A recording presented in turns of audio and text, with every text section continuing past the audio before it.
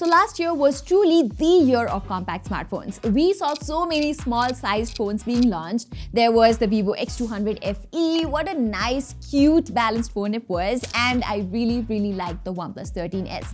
And just a few months ago, we got the iPhone 17, which is currently the world's best-selling phone. Then Vivo came up with the X300, which is my favorite compact phone right now. And in 2026, the first compact phone to launch is this phone, the OPPO Reno 15 Pro Mini. Its price starts at 60,000 rupees for the 12 to 56 GB variant, and if you look at the overall specifications of this phone, it is quite impressive. But the big question is, should you buy the Reno 15 Pro Mini for 60,000 rupees, or should you wait for something like the Vivo X300 FE, which is launching pretty soon, or should you spend a bit more and get my favorite compact phone, the Vivo X300? Let me explain everything in this video, but before we get started, please consider subscribing to my channel. I actually bought this phone with my own money to bring you this review, so a sub from you would mean a lot. Okay, as always, let me start with the good things, and of course, the first thing has to be the design. Here, the design is clearly inspired by the iPhone with a flat, boxy shape, but what I really got to admire here is despite having such a large battery, the Reno 15 Pro Mini is not very thick and not very heavy either. It also has one of the most comfortable in-hand feels and fits in my hand quite well for one-handed usage. This white color variant that I have with me also looks very classy. There's this slight engraving on the back that makes it look quite unique. Even the build quality is solid. We get aluminum frames and a proper IP rating.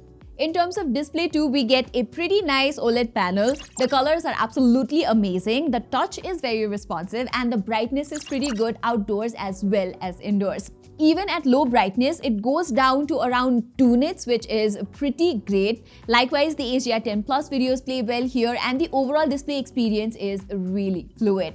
There's no stutter and the 120Hz refresh rate is quite optimized too. There are, however, two not so good things about this display. Number one, this is not an LTPO display, it's just a regular LTPS panel. And number two, we don't get an ultrasonic fingerprint sensor here. It's an optical fingerprint sensor and the placement is quite low for my liking. By the way, the speakers here are really good.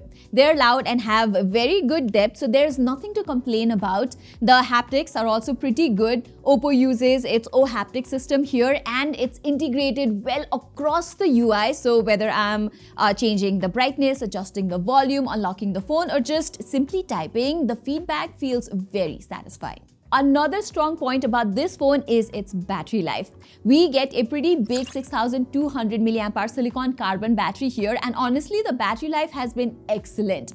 Despite not having an LTPO display, I am still easily getting around 8 to 9 hours of screen on time with heavy usage. So for most people, this is comfortably a full one-day phone even if you're a power user. On top of that, OPPO has also included an 80-watt fast charger inside the box, which takes the phone about 55 minutes to get fully charged from 0%. Another thing I liked here is the overall experience that I got from this phone. I love ColorOS. It is very well optimized and for the most part, you'll feel very satisfied with the performance. There are no lags, no stutters in the system UI, RAM management is excellent and the overall experience feels quite smooth. I can also uninstall most of the bloatware apps and even if I can't uninstall them, I can disable them. So overall, the day-to-day experience you get with this phone is quite good, I have to say. But yes, the Dimensity 8450 chipset on this phone is not the most powerful system on a chip, but for everyday tasks, it is pretty decent, more than good enough for normal usage. That said, considering the price of this phone, I do think OPPO should have given a better chipset here. They could have gone with something like the Dimensity 9400 from last year, or maybe the Dimensity 8500 or the Snapdragon 8 Gen 5. Either of those would have made more sense at this very price point. You also just get the UFS 3.1 storage here, which is on the slower side compared to what the competitors are offering. But the biggest issue I have with this phone is the thermal performance. For short gaming sessions, it's completely fine. As you can see from this screenshot, playing PUBG for around 10 minutes, I got around 115 FPS on average. But playing again for 25 minutes, the average FPS was just 104. So maybe it's because of the compact size, or maybe because of the lack of a proper vapor chamber cooling solution. It heats up quite badly during prolonged gaming sessions, or even while using it outdoors on a sunny day. Also, look at this result of the wildlife stress test. The stability is just 36%, which is quite low. In comparison, the Vivo X300 or even the iPhone 17 performs significantly better in sustained performance. And once the phone starts heating up, you will actually notice stutters while opening apps or multitasking. Okay, let's talk about the cameras now. And for the most part, if I am not comparing its cameras with something else, the photos from its main camera, the ultra-wide camera and the 3.5x telephoto camera are pretty decent. Images do come out slightly on the brighter side, and the white balance can be a bit off at times, which is something we've occasionally seen on OPPO phones. But overall, you will still get very good photos from all of the three rear cameras. I think for most users, you will be happy with the camera output. The selfie camera, however, is something that I've liked very much. It's extremely wide, probably one of the widest selfie cameras I have seen on a smartphone. So if you take a lot of group selfies with friends or teammates, you are definitely going to enjoy this. Even for videos, if you do a lot of vlogging, the wide field of view from the front camera is excellent. However, I did test this camera side by side with the more expensive Vivo X300 just for reference, and you can clearly see that Vivo offers a much better overall camera output. It uses a better camera sensor, and because of that, the overall results are simply on another level. One thing I didn't like about the Reno 15 Pro Mini is that OPPO does not give you that periscope zoom lens. Instead, we get a telephoto lens, and because of that, I am not a big fan of macro photos. They just turn out average. The ultra-wide camera is another weak point here. The sensor used here feels a bit weak, and because of that, the ultra-wide photos are not that impressive. The video quality from the ultra-wide camera is especially poor in low light. You will notice a lot of jerkiness and noise, which clearly shows that this is not a very strong sensor. As for portraits, they're actually quite nice. I really liked some of the shots I got from the 3.5x telephoto lens. In good lighting, it can capture some nice 85mm portraits, and they're not bad at all.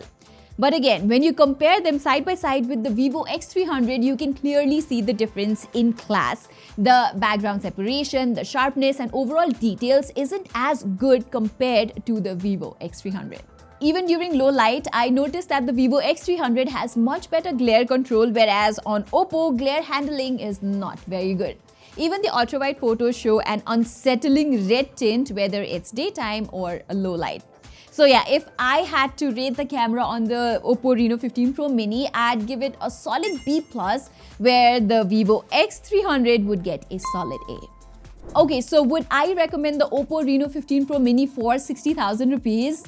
I think for the most part, this is a very good compact phone. I genuinely enjoyed my time using it. It's cute, it has decent cameras, the battery life is great, the display is nice, and the overall software experience is very good.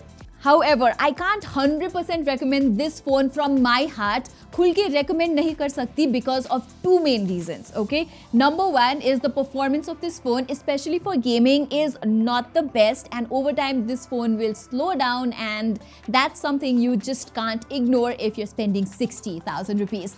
And number two, while the cameras are decent, they could have been better, especially the sensors OPPO chose for the ultra-wide and the telephoto cameras. So if you're not specifically looking for a compact phone, I think there are just better alternatives out there. For example, last year's OnePlus 13, which is available for the same 60,000 price, is a better phone overall, in my opinion. The Vivo X200T, which has just launched, is also a better product. I have been using it for a few days now, and it clearly offers more. And if you can stretch your budget by a bit, the Vivo X300 gives you a much more complete compact phone experience. Also, if you can wait a little longer, the Vivo X300 FE looks very promising too. It offers a better chipset, a better zoom camera for the price. So yeah, the OPPO Reno 15 Pro Mini would have made a lot more sense if it were priced closer to 50,000 rupees. What are your thoughts on the OPPO Reno 15 Pro Mini? Please don't forget to tell me in the comments, and while you're there, please don't forget to subscribe. Saying this, I'm Pratima and thank you so much for watching.